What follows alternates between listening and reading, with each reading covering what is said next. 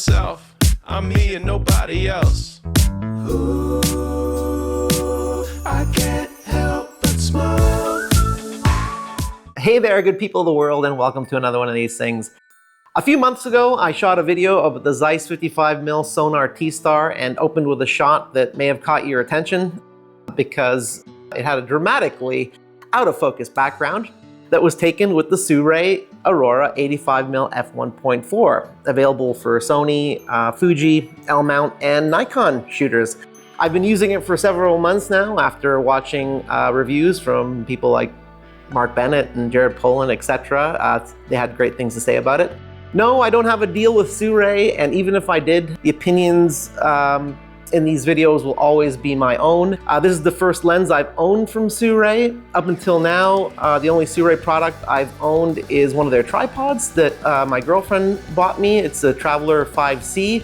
I absolutely love it. It's still one of the lightest travel tripods you can buy. It just straps to the bottom of my camera bag, and sometimes I forget that it's even there. So I love that about that travel tripod. And it almost extends to full length as well, which is very cool. Okay, back to this lens.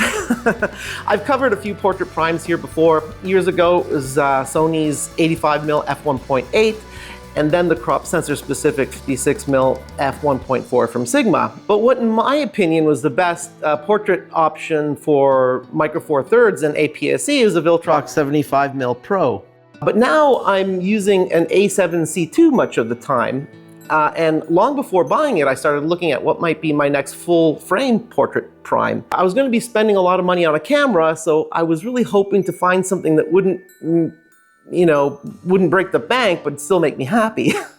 What else can you do with a fast 85? Actually, a lot.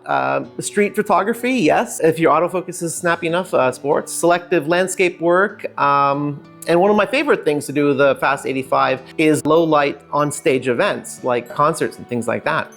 Construction of this. Let's talk about the build.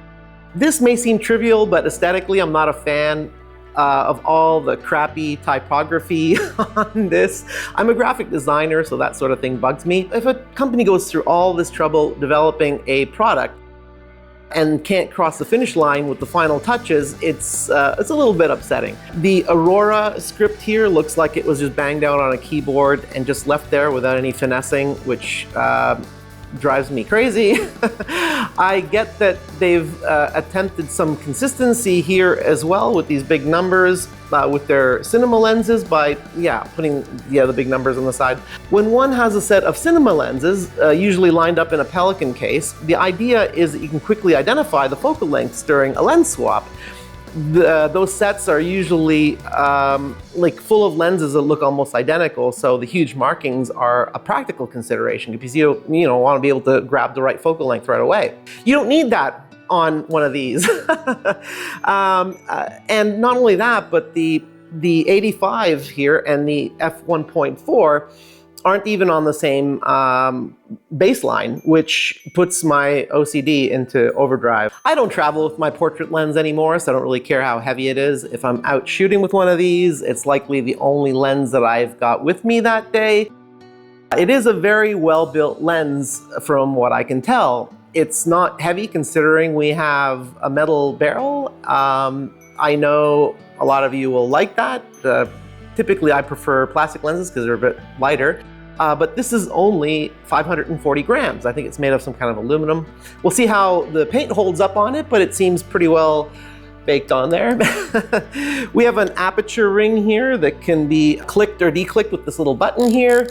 The focus ring operates very smoothly, and we have a AF-L button, which is the focus lock, which can be programmed, as well as an AF switch, which is great. It's got some weather sealing on the back, weather sealing gasket on the back, but I'm not convinced it's waterproof. Sirui's copywriter may have confused water resistant with waterproof. We've got a USB-C port here for firmware updates. I wish everybody would do this. The front filter thread is a 67mm, which I love. We have a confidently snug lens hood that actually has a little rubber ring around it too that helps you turn it on there. Anyway, very nice how that fits on there. Viltrox, take notes, because I find some of their lens hoods to be a bit problematic. It may be getting a little insane, but this has a 15 blade aperture in there. The optical formula is 14 elements in 9 groups. The AF motor is the stepping variety. The lens has no built-in stabilization. If you're a video person, that might be a hang-up. Another hang-up, if you're a video person, might be the fact that it exhibits quite a bit of focus breathing. I don't personally care too much. I don't really do the rack focus thing often when I'm shooting video anyway. With that max f1.4 aperture, camera shake won't really be on the radar for most photography unless you're stopping down considerably or using very high shutter speeds, or maybe a combination of the two. The minimum focusing distance is 0.85 meters, which is completely in line with the lens with these specs. The autofocus reliability is a common concern when it comes to third-party lenses, and even more so looking at the ones newest to the game, like Sirui. Portrait primes often have a very thin focus plane. The thinner the focus plane, the more difficult it is for an AF system to find focus. The Aurora probably isn't as quick to focus as perhaps a native Sony lens, but it's no slouch either. It's quiet as well. I have no complaints about its AF capabilities, even with somewhat fast-moving subjects or tracking when shooting video. It may miss focus here and there, but it's actually quite good.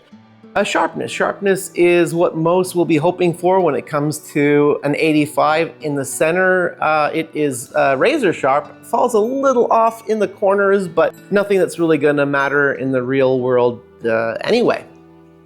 CA and flaring. Any aberrations are well controlled, and any that it exhibits are nothing crazy. I don't typically include CA tests unless it's an obvious issue, and it just wasn't here. Flaring hasn't been an issue. Yes, I shoot with the lens hood on. If you use filters, your hood is even more important. That flat piece of glass is not your friend when stray light hits it. So just keep that in mind, okay? Especially if you're testing things like contrast. Anyway. Distortion. We do have some pincushion distortion even with in-camera corrections turned on. It doesn't bother me personally in the least. Bokeh. This is what most are after in a portrait lens. It delivers on the bokeh big time. You'll be drunk with power at your ability to annihilate backgrounds at will.